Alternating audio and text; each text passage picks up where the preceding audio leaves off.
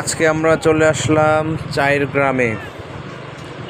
আপনারা দেখেছেন চায়ের দেশে আপনাকে স্বাগতম, আর আজকে আপনাদেরকে চায়ের গ্রামে স্বাগতম জানানো হচ্ছে।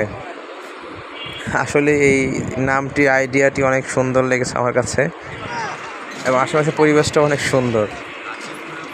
আজকে আমরা স্বল্প পরিসরে বিকেলে ঘুরতে বের হয়েছি সব পরিবারে।